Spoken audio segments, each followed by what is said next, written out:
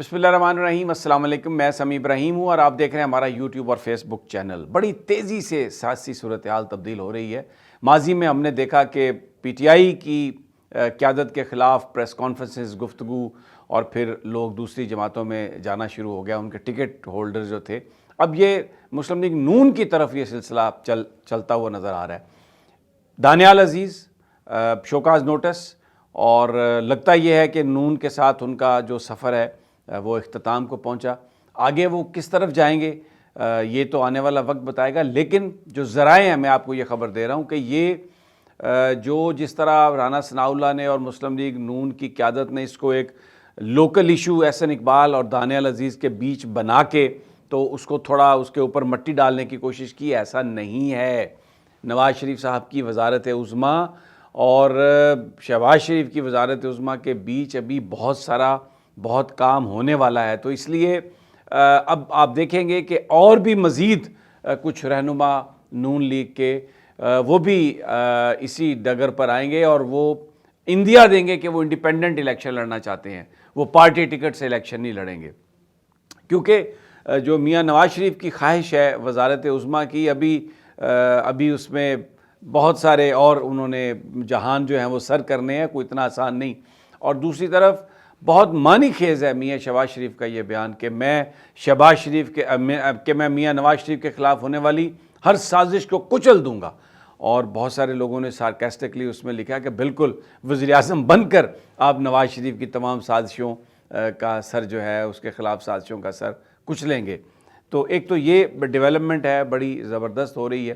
دوسرا، آج ایک بیان جج قدرت اللہ کی عدالت میں ریکارڈ کیا گیا، وہ جو عدت کیس ہے اس حوالے سے، اور اس میں جو زبان ریحام خان نے استعمال کی، جو ہاجرہ بی بی نے جو زبان استعمال کی، اور جو نون لیگی کرتے ہیں استعمال، یہ جو نوکر ہے یہ تو اس سے بھی آگے گزر گیا۔ میں رپورٹرز کے جو وہاں پر موجود تھے ان کے ٹویٹ پڑھ رہا ہوں کہ ایسی باتیں اس نے کی ہیں کہ انسان ان کو ٹویٹ بھی نہیں کر سکتا، یعنی گھٹیا ترین جو زبان ہوگی شاید وہ استعمال کی گئی ہوگی۔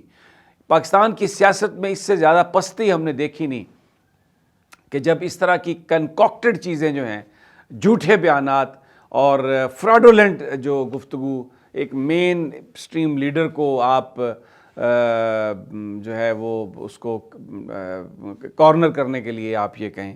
مجھے ایک دعا یاد آ رہی ہے بزرگوں کی کہ وہ کہتے ہیں کہ یار آپ یہ بھی دعا کریں کہ اللہ تعالیٰ آپ کے جو مخالف ہیں وہ بھی کوئی ظرف والے ہوں، اور کیونکہ ظرف کا ہونا بہت ضروری ہے، ادروائز آپ جو تمام حدیں ہیں وہ کراس کر جاتے ہیں۔ تو وہ ناٹ ایون ورتھ رپورٹنگ، نہ میں اس پر بات کروں گا، لیکن میں صرف یہی کہوں گا کہ یہ جو چیزیں انفولڈ ہو رہی ہیں they are not bringing good to this country.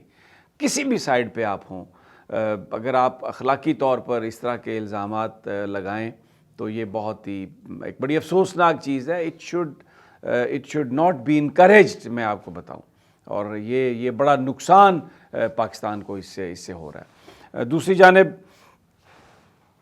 Election commission of Pakistan کی جو ڈیمانڈ آئی ہے اس کے مطابق تو میں آپ کو بتا رہا ہوں کہ پاکستان میں انتخابات ہو ہی نہیں سکتے، اور ایک پھر بڑا سوال ہے کہ یہ ماضی میں کیسے ہوتے رہے۔ انہوں نے کہا جی کہ تقریباً آپ سمجھیں کہ 2.25 لاکھ جو ملازمین ہیں سیکیورٹی کے اہلکار، وہ ان کی کمی ہے، تقریباً 5 لاکھ سے کچھ زیادہ چاہیے، اور 2.25 لاکھ کے لگ بھگ اویلیبل ہیں، 3 لاکھ کے لگ بھگ۔ تو یہ 2 لاکھ کا جو فرق ہے یہ سیکیورٹی اہلکاروں کا، تو یہ تو الیکشن کمیشن بالکل سیدھا سیدھا کہہ رہا ہے کہ جی ساڑھے تے نہ رہنا پائیو، اپنے تے رہنا، کہ ہمارے پاس تو نہ سیکیورٹی اہلکار ہیں، نہ ہمیں کوئی دے سکتا ہے، تو الیکشن تو نہیں ہو سکتے۔ ایک دن الیکشن جو ہونے والی بات ہے، اگر میں الیکشن کمیشن کا وہ بیان دیکھ لوں تو اس میں تو انہوں نے جو وزارت داخلہ سے جو ریکوائر کیا ہے، جو انہوں نے مانگا ہے، وہ تو 5 لاکھ سے زیادہ سیکیورٹی اہلکار ہیں۔ تو یہ تو اس کا مطلب یہ ہے کہ وہ جو لاکھوں اہلکاروں کا گیپ ہے ان کی اویلیبلٹی کا، ان کے دستیاب ہونے کا، نہ وہ پورا ہو اور نہ الیکشن ہو۔ اور اس کے علاوہ پیسے، نگران حکومت کا کام الیکشن کرانا ہے، لیکن وہ انتخابات کے لیے پیسے نہیں دے رہے۔ سیکٹری الیکشن کمیشن، وہ جو فائنانس سیکٹری ہے، اس کو طلب کرنا پڑا الیکشن کمیشن کو، اور اس نے کہا نہیں جی بس ہم 2 دنوں میں دے رہے ہیں۔ بھائی آپ کی تو ٹاپ پریورٹی الیکشن کرانا، اور اب آپ الیکشن کے لیے پیسے نہیں دے رہے. سیکیورٹی اہلکار جو ہیں نگران حکومت کہہ رہی ہے ہمارے پاس ہے نہیں ہے. تو بھائی یہ معاملہ یہ تو سارا گڑبڑ ہے. وہ جو عمران خان جیل کے اندر بیٹھ کے بات کہہ رہا ہے نا کہ یہ بھاگ جائیں گے الیکشن سے اور مجھے خدشہ الیکشن نہیں ہونا، وہ تو صحیح کہہ رہا ہے. یا آپ اخبارات کو دیکھیں تو اس پہ اچھا پھر ایک روزی پکچر آپ نے پیش کی اکانومی کی. تو آج یہ ڈان اخبار رپورٹ کر رہا ہے کہ وہ تو ہے ہی نہیں ہے آپ کے پاس. دسمبر کے فرسٹ ویک میں آپ IMF کے ساتھ میٹنگ سیکیور ہی نہیں کر سکے. مڈ میں جا کے جو میٹنگ ہے اس میں پاکستان کا نام ابھی تک نہیں ہے، لیکن یہ کوشش کر کے اس کا نام اس میں ڈلوائیں گے تاکہ جو سٹاف لیول ایگریمنٹ ہوا IMF اور پاکستان کا اس میں تھوڑا اس میں وہ اس کی اپروول ہو جائے. اور ابھی جو ڈیمانڈز آ رہی ہیں، جو پروٹیکٹڈ ہمارے صارفین ہیں گیس کے، 100% گیس کی قیمت میں اضافے کی بات کی ہے IMF نے. Do more do more do more. تو پاکستان کے عوام میں تو کوئی سخت ہی نہیں ہے. الیکشن ہو نہیں سکتے، فائنانس پیسے نہیں دے رہا.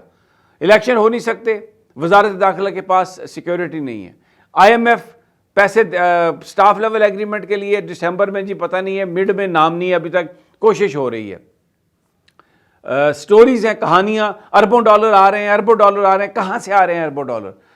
گیس کی قیمتوں میں 100% اضافہ.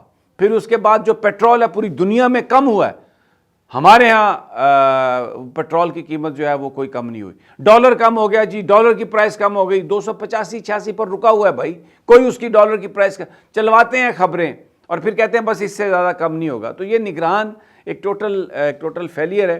اور میڈیا کا منہ بند کرنے کے لیے بڑے پیمانے پر اشتہارات، بڑے پیمانے پر یہ چیزیں ادھر سے بول یہ بڑا اہم ہے آزادی صحافت.